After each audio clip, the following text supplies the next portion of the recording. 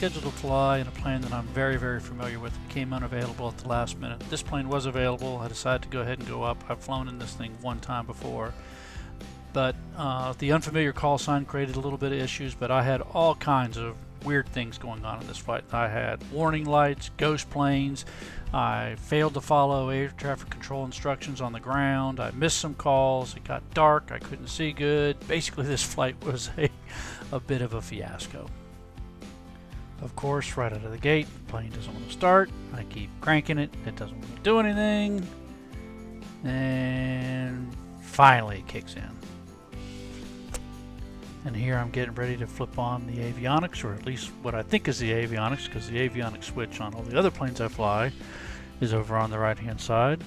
Now I can't figure out why the panel hasn't come on. I start pressing buttons, flipping switches, and still nothing's happening. What the hell? Oh, there it is.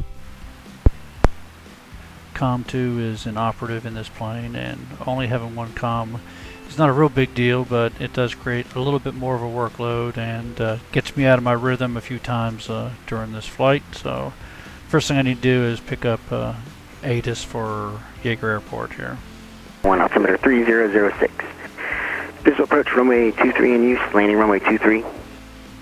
Now I've got to flip over to Charleston clearance so I can get cleared to get out of Yeager Airport here.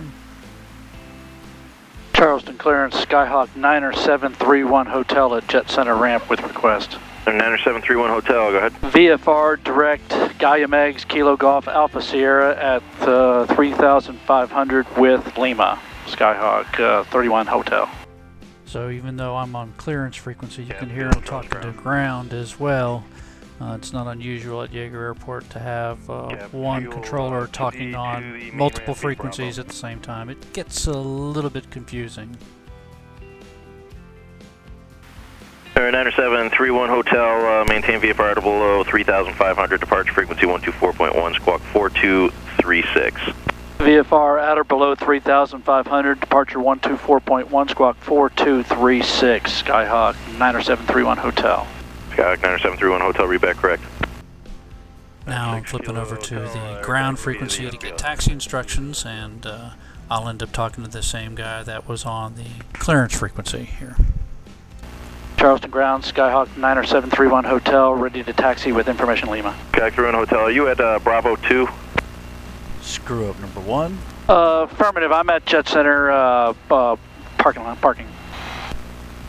Skyhawk 31 Hotel, roger. Hold short of taxiway Bravo at Bravo 2. Hold short of taxiway Bravo at Bravo 2, Skyhawk 31 Hotel.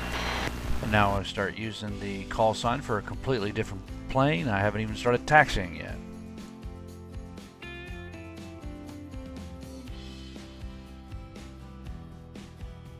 So now ground control gives me taxi instructions. It's not the instructions I'm used to hearing. So when I repeat back to them, I repeat the instructions that I'm used to hearing because I didn't write anything down. I just verbalized what I've been accustomed to. Skyhawk 31 Hotel, cross taxiway Bravo, taxi runway 23 via Bravo 2 Charlie Alpha. Cross Bravo 23 via Bravo, Bravo 4 Charlie Alpha, Skyhawk 31 Hotel. Now ground control should have came back and said that the readback was incorrect, but the error's on the pilot, not air traffic control here. It's all on me. Starcopter 225 of a Skyhawk's crossing Bravo right now, going to be going to Charlie, don't overfly the traffic. So now he's talking to a helicopter coming into land and telling him where I'm supposed to be, but I'm not there. I'm going down the wrong taxiway. Alright, Skyhawk 31 Hotel. Taxi runway 23 via Bravo, Bravo 4, Charlie Alpha. You were supposed to cross Bravo at Bravo 2. Sorry, Bravo 4, Bravo 4, Charlie Alpha, Skyhawk 31 Hotel. I should have asked for clarification when I got the first taxi instructions. I knew something was amiss, but luckily it all worked out. Starcopter 225, you have the Skyhawk in sight. Starcopter 225, roger, taxiway Bravo, beam the FBO behind the Skyhawk, clear to land.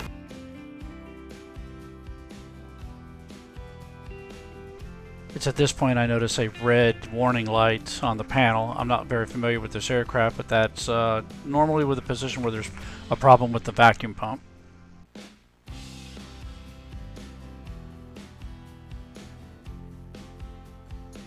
Now I decide to go ahead and text the CFI that I fly with and say, what the hell is this? 31 Hotel, you ready to go?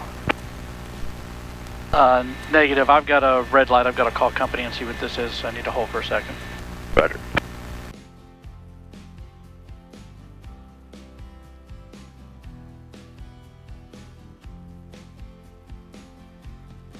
Skyhawk 90731 Hotel, ready to take off runway 23 at Alpha 4. Skyhawk 31 Hotel, Charleston Tower, runway 23, turn right heading 330, clear for takeoff, wind 190 at 5.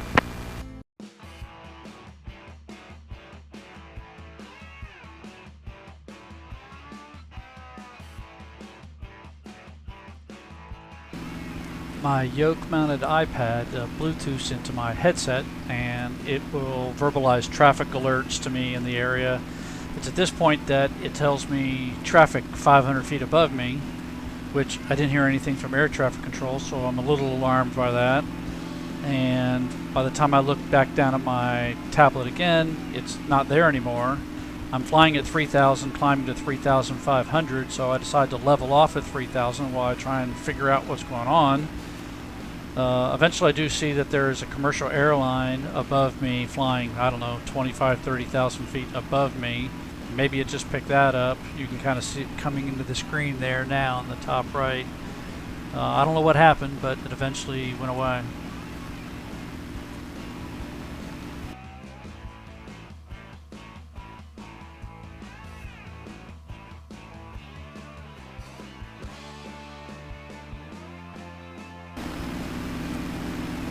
Over 90731 Hotel, contact Huntington Approach 119.75, 1975. Huntington 119.75, Skyhawk 31 Hotel. Huntington Approach, Skyhawk 90731 Hotel, level 3,500.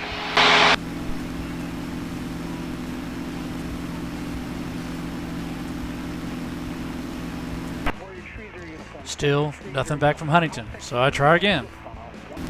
Huntington Approach, Skyhawk 731 Hotel. Can I cancel flight following?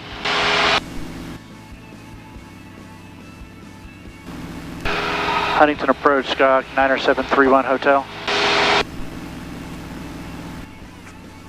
I guess I must be too low for Huntington to pick me up. I'm at 3,500, so I go ahead and call back to Charleston, get a hold of them, and tell them I want to cancel flight following, so now I don't have to talk to anybody from air traffic control. 31 Hotel, Roger, Squawk VFR, radar services terminated, frequency change approved.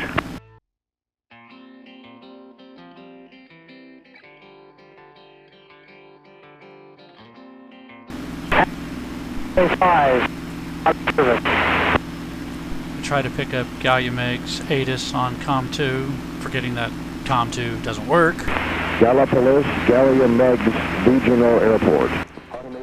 So I switch over to COM1 and put ATC in there. Weather, wind, calm, visibility, 10. Traffic, 9 o'clock. I've never heard that voice saying traffic alert before. It's not coming from my iPad because you wouldn't be able to hear it through the GoPro. I figure out that it's coming from the GPS system telling me that there's traffic at 9 o'clock. Do I look out at 9 o'clock and see if there's traffic? No, I look right down at the iPad. I still don't see anything. So it's like another ghost plane.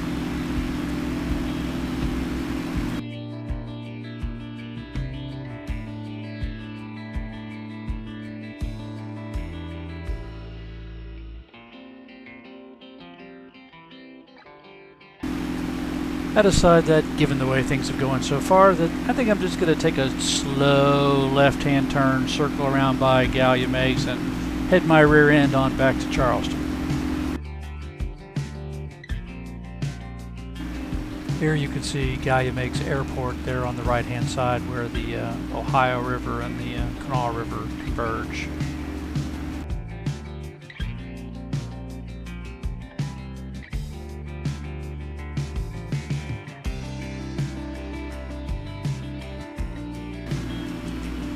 Here I'm passing the Ohio River locks and dam, coming up on Apple Grove and the industrial complexes there. And I'm going to make a slow left-hand turn over From the Ohio River here to the Kanawha River, they're only about 6 or 7 miles apart from each other at this point.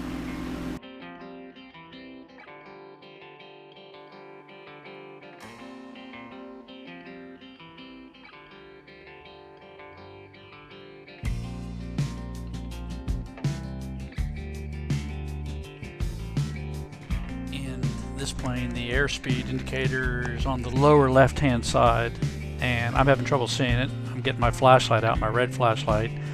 The flaps indicator is all the way over on the right lower side, pretty much in front of the where the co-pilot would be. And I realize that it's going to be a little hard to see both of these instruments when it's dark and I'm trying to land. Officer approach 468 Kilo Alpha with you level at 9,000. Approach Skyhawk 9er 731 Hotel is 21 to the northwest at 3,500 to land with information mic. Skyhawk 9er 731 Hotel, Charleston approach, Charleston altimeter 3006, squawk 0260. Skyhawk 31 Hotel, radar contact 21 miles northwest of Charleston, enter a right base, runway 23.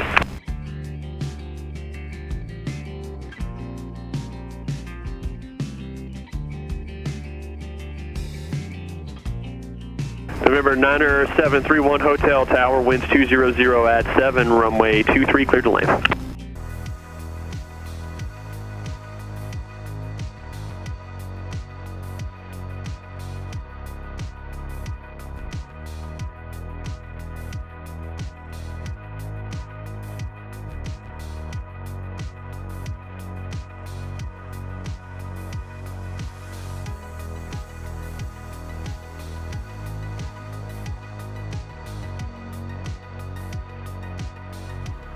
I'm on final approach and I have to use my flashlight real quick to check my flap settings.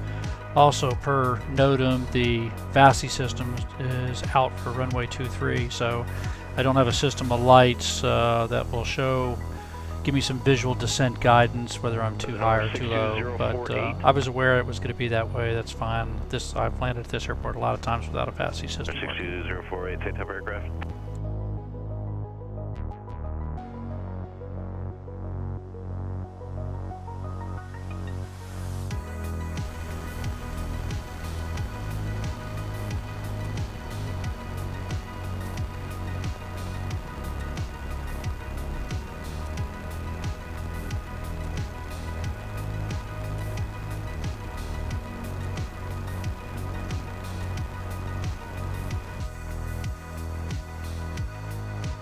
Hotel turn left 1 able, taxi parking via Alpha, Charlie, Bravo 2. Alpha, Charlie, Bravo 2, Skyhawk 31 Hotel. This time I read back the instructions properly and I'm on the right taxiway, but I didn't write them down because it's too dark.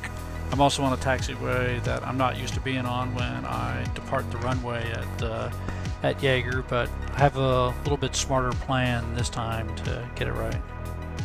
Now that I can see and write, I dial up the ground frequency and give them a call back and ask them to repeat the taxi instructions.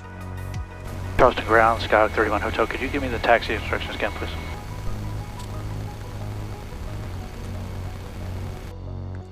And after a few seconds, I realized that I dialed up the incorrect ground frequency. This evening is just going perfectly. So I get the flashlight out, put the right one in, and try again. Charleston ground, Skyhawk 31 Hotel, could you give me taxi instructions again, please? Skyhawk 31 Hotel, left turn taxiway Charlie, and then you're going to be making a right on Bravo 2. Just follow Charlie all the way down to Bravo 2, and then right's just right across from the FBO. This has been an interesting flight, to say the least, but making this little video is going to help me as I continue to work on improving my flying skills.